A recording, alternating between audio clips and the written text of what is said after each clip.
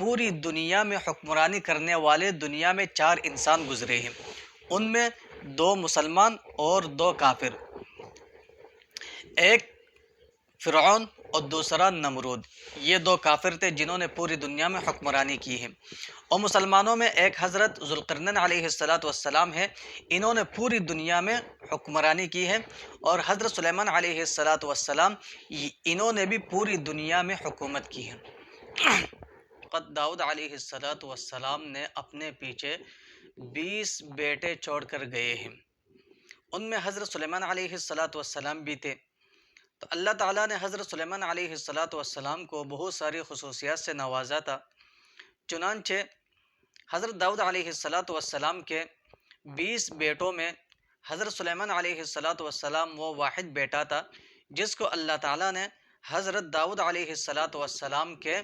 وارث بنایا ہے، یعنی حضرت داؤد علیہ السلام وقت کے پیغمبر بھی تھے اور بادشاہ بھی تھے۔ داؤد علیہ السلام وہ پیغمبر تھے جس کو اللہ تعالیٰ نے بہت ہی خوبصورت آواز سے نوازا تھا، جس طرح اللہ تعالیٰ نے حضرت آدم علیہ السلام کو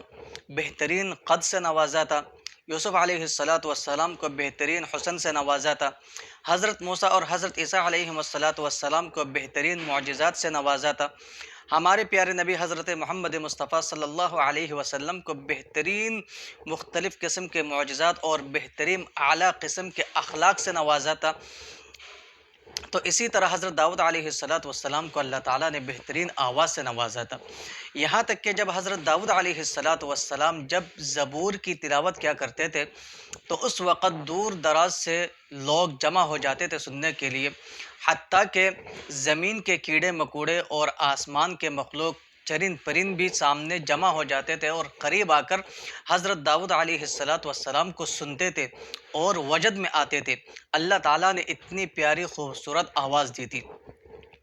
تو حضرت داؤد علیہ السلام سے یہی حضرت سلیمان علیہ السلام پیدا ہوئے،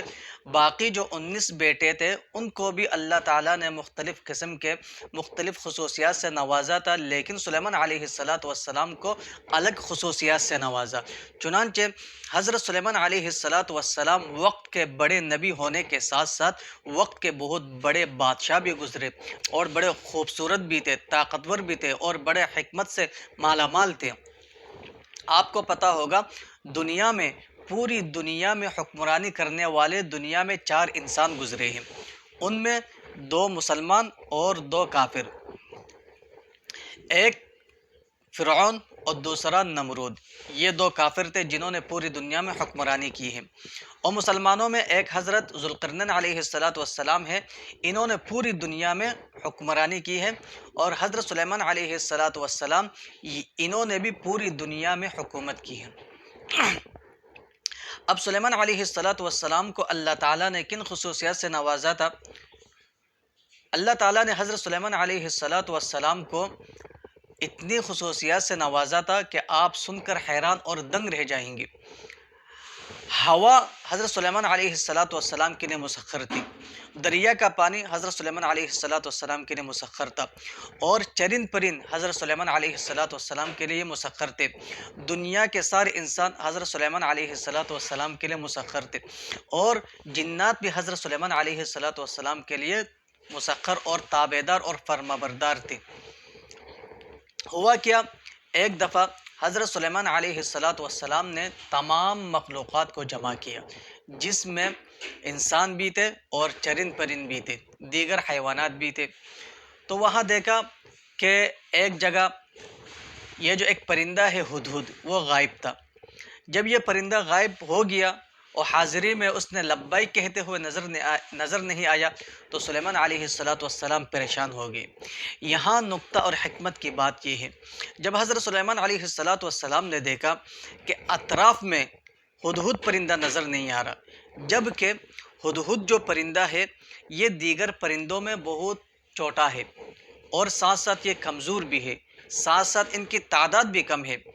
لیکن اللہ تعالیٰ نے ان کو ایک خصوصیت سے نوازا ہے۔ وہ خصوصیت یہ تھی کہ یہ جو ہدہد پرندہ ہے یہ زمین کے تہ میں جو پانی ہے اس کا اندازہ لگا سکتا ہے کہ کہاں تک زمین کے اندر پانی ہے، وہ کوج لگا کر بتا سکتا ہے کہ کس جگہ پر پانی ہے۔ تو چونکہ لشکروں کو پانی کا طلب ہوتا تھا، اسی لیے حضرت سلیمان علیہ السلام نے چاہا کہ ہدہد پرندہ کہاں ہے، اس کو تو ہمارے لیے بہت ضرورت ہے، چونکہ یہ پانی کا کوج لگاتا ہے اور جنات اس جگہ کو کود کر وہ پانی نکالتے ہیں۔ چنانچہ جب ہدہد پرندہ نظر نہیں آیا، سلیمان علیہ السلام ڈر گئے۔ اس لیے نہیں ڈرے کہ ہدہد پرندہ غائب تھا، ڈرا تو اسی لیے کہ پرندہ کہاں غائب ہے، لیکن ڈرنے کی ایک بات یہ بھی تھی کہ چونکہ اللہ تعالیٰ نے بہت بڑے نعمتوں سے نوازا تھا، اس لیے سب سے پہلے وہ اپنے نفس کا محاسبہ کرتے تھے۔ چنانچہ فوراً کہا مالی لا اری الہدہد ام کان من الغائبین، کہ مجھے کیا ہو گیا، مجھے کیا ہو گیا۔ دیکھو یہ دوسرے بادشاہوں کی طرح نہیں تھے کہ جب کوئی نہیں ہوتا فوراً تکبر میں آ کے کہنے لگا وہ کہاں گیا ہے، فلاں شخص کہاں گیا ہے، نہیں، بلکہ اپنے نفس کا محاسبہ کیا۔ مالی لا اری الہدہد، کہ مجھے کیا ہو گیا ہے، میں ہدہد کو نہیں دیکھ رہا ہوں، مطلب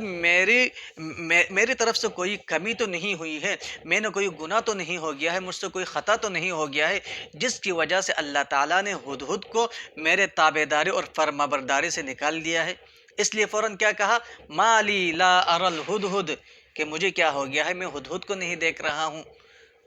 پھر دوسری بات یہ بھی ہے کہ واقعی میں مجھے تو نظر نہیں آ رہا ہے، لیکن ہو سکتا وہ غائب ہو گیا ہے، غیر حاضر ہے، ام کان من الغائبین، یا وہ غیر حاضر ہے، وہ کہاں چلا گیا ہے۔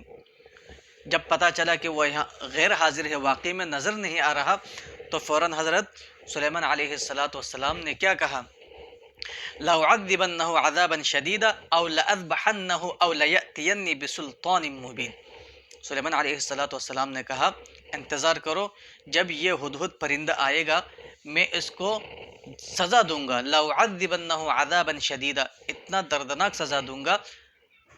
او لَأَذْبَحَنَّهُ، یا میں اس کو ذبح کر دوں گا، او لَيَأْتِيَنِّي بِسُلْطَانٍ مُّبِينٍ، الا یہ کہ یہ کوئی مضبوط دلیل، مضبوط سند لے کر آ جائے۔ تو یہاں دیکھیے،